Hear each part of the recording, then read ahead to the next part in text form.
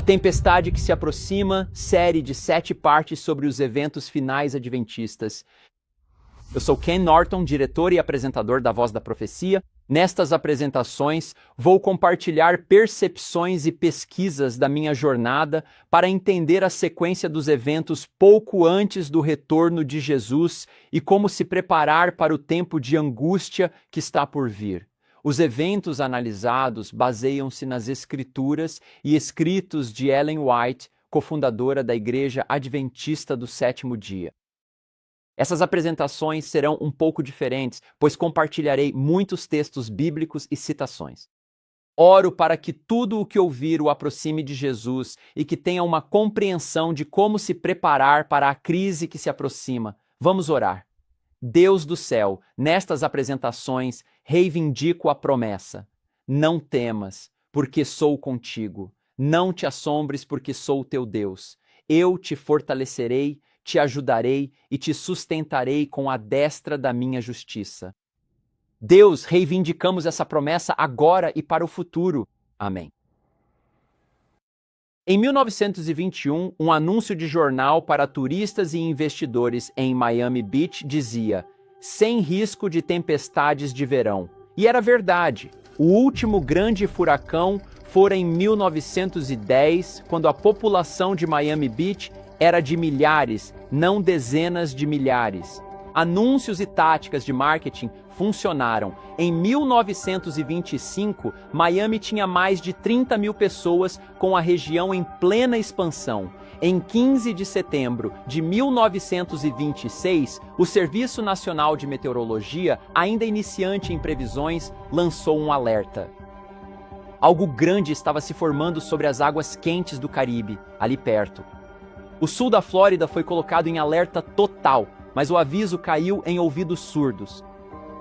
Alguns moradores e empresas no centro de Miami fecharam as portas a contragosto, mas a cidade de Miami Beach, com seus hotéis de luxo e praias movimentadas, ignorou completamente aqueles com visão cientificamente profética. 3 dias depois, em 18 de setembro, por volta das 2 horas da manhã, uma tempestade de categoria 4 liberou sua fúria sobre Miami Beach, Flórida. Um historiador da Flórida escreveu: Miami Beach estava isolada em um mar de águas brancas enfurecidas. Os hotéis que resistiram na Collins Avenue tinham saguões cheios de areia. 372 pessoas morreram e 43 mil ficaram desabrigadas. Por que eles não ouviram? A mensagem do serviço meteorológico era clara. Todos os fatos apontavam para uma grande tempestade atingindo a costa, mas os avisos foram ignorados. O que os deixou tão complacentes? A resposta se torna tragicamente clara ao acrescentar mais uma peça à história. 2 meses antes, um furacão menor, com fortes chuvas e ventos, atingiu o sul da Flórida. Um morador antigo da região esperava que a tempestade despertasse a atenção de quem vive no sul da Flórida para o risco mortal das tempestades locais, escrevendo: tivemos um furacão sob medida, soprando com energia para colocar o temor de Deus nos céticos e possivelmente fazê-los finalmente enxergar a verdade. Em vez disso, a fraqueza da tempestade menor os cegou, gerando uma complacência despreparada, fazendo-os continuar com a vida normalmente, acreditando que, quando viesse uma tempestade real, não seria tão ruim assim. O tempo de angústia sem precedentes está prestes a se abrir, exigindo uma experiência que ainda não temos e que muitos são indolentes demais para buscar. Frequentemente, a expectativa supera a realidade, mas isso não se aplica à crise que está diante de nós. A apresentação mais vívida não consegue alcançar a magnitude dessa provação. Nesse tempo de provação, cada alma deverá permanecer por si mesma diante de Deus. Estamos à beira do tempo de angústia e perplexidades que mal ousamos imaginar estão diante de nós. Essas 2 citações somam-se às centenas de advertências que nos chegam pela voz profética de uma mulher que viu os terrores dos últimos dias e não parou de suplicar e advertir os que viveriam no fim dos tempos. Ellen White divulgou esses avisos em meados do século XIX, quando cristãos de diferentes denominações estudavam diligentemente as Escrituras, especialmente Daniel e Apocalipse, tentando compreender a segunda vinda de Jesus. Esses estudiosos da Bíblia formariam a Igreja Adventista do Sétimo Dia e, com uma só voz, proclamariam ao mundo a mensagem profética de que Jesus em breve voltaria. Tão clara quanto um alerta, seus estudos revelaram que a profecia bíblica apontava para uma tempestade no horizonte com uma fúria que os habitantes da terra jamais haviam experimentado e, pela misericórdia de Deus, nunca mais precisariam experimentar novamente. Essa tempestade que se aproxima é resumida em um versículo fundamental. Nesse tempo se levantará Miguel, o grande príncipe que protege os filhos do teu povo, e haverá um tempo de angústia, qual nunca houve, desde que houve nação até aquele tempo. Mas naquele tempo o teu povo será libertado, todo aquele que for achado escrito no livro. Quando Jesus mencionou essa angústia em Mateus 24, disse que era preciso estudar os eventos das profecias de Daniel, pois ao verem esses sinais se desenrolando, saberiam que sua vinda estaria próxima, às portas. Jesus quer que estejamos preparados para o que está por vir nos últimos dias. Ele quer que estudemos isso para não sermos surpreendidos pela tempestade. Minha oração é que esta série não só te informe, mas te inspire a estudar a palavra e aprofundar sua relação com Deus hoje, preparando-se para o futuro. Ao assistir a esta série, recomendo fortemente ler ou reler os capítulos 25 a 42 do Grande Conflito. Estudaremos vários temas detalhados nesses capítulos. Para estabelecer o pano de fundo desta série, vamos começar em Mateus 24. Muitos de nós conhecemos este capítulo onde os discípulos fizeram a Jesus duas perguntas sobre os eventos dos últimos dias. Jesus descreve o que aconteceria antes de sua segunda vinda. Mateus 24, 3. Estando ele sentado no Monte das Oliveiras, os discípulos aproximaram-se dele em particular, dizendo: Dize-nos quando acontecerão essas coisas e qual será o sinal da tua vinda e do fim dos tempos. E Jesus respondeu e disse-lhes: Cuidem para que ninguém vos engane, pois muitos virão em meu nome dizendo: Eu sou o Cristo, e enganarão a muitos. E vocês ouvirão falar de guerras e rumores de guerras. Vejam que não se assustem, porque é necessário que tudo isso aconteça, mas ainda não é o fim. Porque nação se levantará contra nação e reino contra reino. E haverá fomes, pestes e terremotos em vários lugares. Mas todas essas coisas são o princípio das dores. Então vos entregarão à tribulação e vos matarão, e sereis odiados por todas as nações por causa do meu nome. E então muitos se escandalizarão, trairão uns aos outros e se odiarão mutuamente. E surgirão muitos falsos profetas e enganarão a muitos. E por se multiplicar a iniquidade, o amor de muitos esfriará. Mas aquele que perseverar até o fim será salvo. E este evangelho do reino será pregado em todo o mundo, em testemunho a todas as nações, e então virá o fim. Quando leio esses versículos, 3 palavras vêm à mente: alcance, frequência e intensidade. Sempre houve profetas, guerras, pestes, fomes e terremotos? Sim, mas há evidências claras de que o alcance, a frequência e a intensidade desses sinais cresceram desde as palavras de Jesus até agora. Pessoas se ofendendo, odiando umas às outras, falsos mestres com milhões de seguidores, a iniquidade se multiplicando, grandes guerras e instabilidade ao redor do mundo e o amor esfriando. Em nossa vida, estamos experimentando em primeira mão um aumento dramático no alcance, frequência e intensidade desses sinais, e eles continuarão a aumentar à medida que avançamos para os eventos finais da história da Terra. Na verdade, esses sinais serão mais concentrados durante o período dos eventos dos últimos dias, pouco antes da vinda de Jesus. Nessa série, vamos focar principalmente nos eventos que ocorrerão dentro ou ao redor do pequeno tempo de angústia. O pequeno tempo de angústia define um período de intensa aflição e tumulto que ocorrerá tanto na igreja quanto no mundo, logo antes do fechamento da porta da graça. Durante esse tempo, haverá um rápido efeito dominó de eventos que levarão ao grande tempo de angústia. O pequeno tempo de angústia é composto por 4 eventos principais que são claramente descritos na Bíblia e detalhados por Ellen White. O primeiro é a lei dominical. Na terceira apresentação, estudaremos esse tema em profundidade, examinando as profecias dos capítulos 13 e 14 de Apocalipse. Depois, nas apresentações 4 e 5, entraremos em um estudo fascinante sobre um evento conhecido como o sacudimento. O sacudimento é descrito em Sofonias 3:11 a 13 e Hebreus 12:25 a 28. Jesus também descreveu o sacudimento em várias de suas parábolas.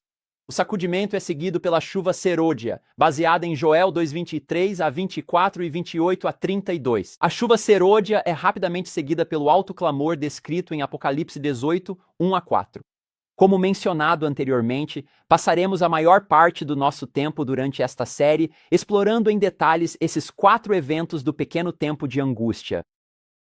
Embora detalharemos o sacudimento adiante, saiba que há um fato surpreendente e triste.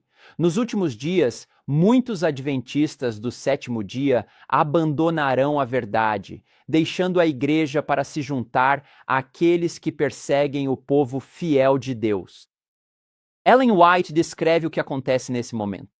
Ela diz: em breve, o povo de Deus será provado por provas ardentes, e a grande maioria dos que agora parecem ser genuínos e verdadeiros se revelará metal vil. Defender a verdade e a justiça quando a maioria nos abandonar, lutar as batalhas do Senhor quando poucos forem os campeões, esse será o nosso teste. Neste momento, devemos extrair calor da frieza dos outros, coragem de sua covardia e lealdade de sua traição. Quando a lei de Deus for anulada, a igreja será peneirada por provas ardentes, e uma proporção maior do que agora antecipamos dará ouvidos a espíritos enganadores e doutrinas de demônios. Como isso pode acontecer? O que fez com que nossas igrejas hoje estejam cheias de tantos membros não consagrados? Aqui está uma resposta. Na ausência de perseguição, tem se infiltrado em nossas fileiras homens que parecem íntegros e cuja cristianidade é inquestionável, mas que, se surgisse perseguição, sairiam do nosso meio. A prosperidade multiplica uma massa de professos. A adversidade os expulsa de dentro da igreja. Irmãos e irmãs, é imprescindível que tratemos com justiça nossas próprias almas agora, antes que venham as provas ardentes. Na próxima apresentação, vamos percorrer os passos práticos de como nos ancorar em Jesus agora, para que, quando vierem a perseguição e a adversidade, permaneçamos fiéis a Deus e à sua verdade, sem sermos abalados. Depois da lei dominical, do sacudimento, da chuva serôdia e do alto clamor terem ocorrido, então vem o fechamento da porta da graça. Nesse momento, o mundo inteiro estará dividido em 2 grupos. Todos terão tomado uma decisão a favor ou contra Deus, se irão adorar a Deus e obedecê-lo ou adorar o dragão e obedecer aos seus mandamentos. Deus anuncia nos tribunais do céu que o tempo para tomar uma decisão a favor ou contra ele terminou. Esse anúncio está em Apocalipse capítulo 22, versículo 11. Quem é injusto, seja injusto ainda. Quem é imundo, seja imundo ainda. Quem é justo, faça justiça ainda. Quem é santo, seja santificado ainda. Ninguém mudará de lealdade após o fechamento da porta da graça. Os justos, pelo poder do Espírito Santo, fizeram a escolha de serem leais a Deus e à sua verdade e não vão mudar. Os ímpios rejeitaram consistentemente o Espírito Santo e acreditaram em mentiras e não vão mudar de ideia. Todos os destinos estão selados e os últimos acontecimentos serão rápidos. Imediatamente após o fechamento da porta da graça, vem o grande tempo de angústia. É então que as 7 últimas pragas começam a cair, e veremos essas pragas em detalhes em uma apresentação futura, mas aqui está um breve resumo. Primeira praga: feridas graves, malignas e dolorosas sobre os adoradores da besta. Segunda praga: os mares se transformam em sangue. Terceira praga: rios e fontes de água se transformam em sangue. Quarta praga: o sol queima os homens com fogo. Quinta praga: trevas e dor no reino da besta. Sexta praga: o Eufrates seca com aumento na atividade demoníaca aberta. Sétima praga: terremoto, granizo e convulsão tectônica. Apocalipse 16 diz que essas pragas farão os ímpios blasfemarem mais contra Deus, pois não mudam de ideia nem se arrependem de suas ações. Esse período não é apenas um grande tempo de angústia para os impenitentes, mas também é um tempo de angústia para o povo de Deus. Então, os ímpios se voltam contra os justos, culpando-os pela crise econômica global e pelas pragas destrutivas. Os governos, liderados por Satanás, decretam a morte de todos os que causam problemas em um momento definido. E quem são esses causadores de problemas? Apocalipse capítulo 14, versículo 12, diz que são aqueles que guardam os mandamentos de Deus e têm a fé de Jesus. Após a emissão do decreto de morte, o povo de Deus entra em um período de provação tão intensa que é comparado à terrível noite em que Jacó lutou por sua vida com o anjo de Deus. Esse período dentro do grande tempo de angústia é conhecido como o tempo de angústia de Jacó, retratado em Jeremias capítulo 30, versículos 5 a 7.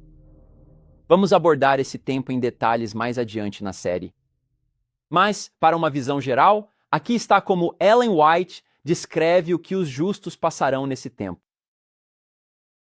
Jacó e Esaú representam duas classes, Jacó, os justos, e Esaú, os ímpios. A angústia de Jacó, quando soube que Esaú marchava contra ele com 400 homens, representa a aflição dos justos quando o decreto for promulgado para matá-los pouco antes da vinda do Senhor. À medida que os ímpios se reúnem ao redor deles, eles serão tomados de angústia, pois como Jacó não vem saída para salvar suas vidas. O anjo colocou-se diante de Jacó e ele agarrou-se ao anjo, segurou-o e lutou com ele durante toda a noite. Assim também os justos, em seu tempo de angústia e aflição, lutarão em oração com Deus, como Jacó lutou com o anjo. Jacó, em sua aflição, orou a noite toda por livramento das mãos de Esaú. Os justos, em sua angústia mental, clamarão a Deus dia e noite por livramento das mãos dos ímpios que os cercam. Durante esse tempo, os justos não ficam sozinhos. Qual foi a promessa de Jesus ao final da grande comissão? Ele disse: "E eis que estou convosco todos os dias até a consumação dos séculos." Ele disse todos os dias. Sempre significa sempre. O Espírito Santo, que desce sobre o povo de Deus durante a chuva serôdia, permanece com eles e neles até a volta de Jesus. Vamos revisar brevemente a sequência de eventos antes do último e maior de todos. Os sinais da breve vinda de Cristo continuam a aumentar em alcance, frequência e intensidade, levando ao pequeno tempo de angústia. Depois vem a lei dominical, o sacudimento, a chuva serôdia e o alto clamor. O alto clamor faz com que cada pessoa no planeta Terra tome uma decisão a favor ou contra Deus. Então vem o fechamento da porta da graça. Após o fechamento da porta da graça, vem o grande tempo de angústia, que inclui as 7 últimas pragas, o decreto de morte e o tempo de angústia de Jacó. E então, finalmente, o último maior e mais glorioso evento de todos os tempos, a segunda vinda de Jesus. Como uma pequena prévia do que está por vir em uma apresentação futura, vamos ver como Ellen White descreve esse evento tão aguardado.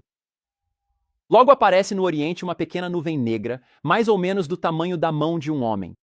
É a nuvem que envolve o Salvador e que, à distância, parece envolta em trevas. O povo de Deus reconhece isso como o sinal do Filho do Homem. Em solene silêncio, eles contemplam enquanto ela se aproxima da terra, tornando-se mais clara e mais gloriosa, até que se transforma em uma grande nuvem branca, cuja base é uma glória como fogo consumidor, e acima dela está o arco-íris da aliança. Jesus avança como um poderoso conquistador.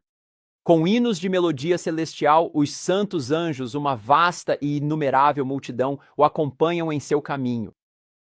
O firmamento parece estar repleto de formas radiantes, 10.000 vezes 10.000 e milhares de milhares. Nenhuma pena humana pode retratar essa cena. Nenhuma mente mortal é capaz de conceber seu esplendor. À medida que a nuvem viva se aproxima ainda mais, todo olho contempla o príncipe da vida. Nenhuma coroa de espinhos agora fere aquela sagrada cabeça, mas um diadema de glória repousa sobre sua santa fronte. Seu semblante supera o brilho ofuscante do sol ao meio-dia, e ele tem em seu manto e em sua coxa um nome escrito: Rei dos Reis e Senhor dos Senhores. Que dia glorioso será esse? Meu amigo, Jesus quer que você esteja preparado para a sua vinda e você pode estar pronto. Há sinais ao nosso redor nos dizendo que uma tempestade está se aproximando. Assim como os moradores do sul da Flórida em 1926, estamos em uma tempestade menor que sopra com energia para pôr o temor do Senhor nos zombadores e talvez fazê-los enxergar a verdade. Ou não, ouviremos os avisos ou continuaremos como se nada estivesse acontecendo. Que Deus ajude nossas famílias a estarem preparadas para a tempestade quando ela vier. Que Deus nos ajude a nos preparar para encontrar Jesus, nosso Salvador, que virá, o Rei dos Reis e Senhor dos Senhores. Ore comigo enquanto encerramos. Deus do céu, nós nos rendemos a Ti. Queremos estar prontos para a Tua vinda. Jesus, que Tu nos des força e coragem para nos prepararmos agora, para que estejamos prontos quando vieres nas nuvens de glória. Deus, obrigado. Obrigado por nos salvar. Nós nos rendemos agora em nome de Jesus. Amém.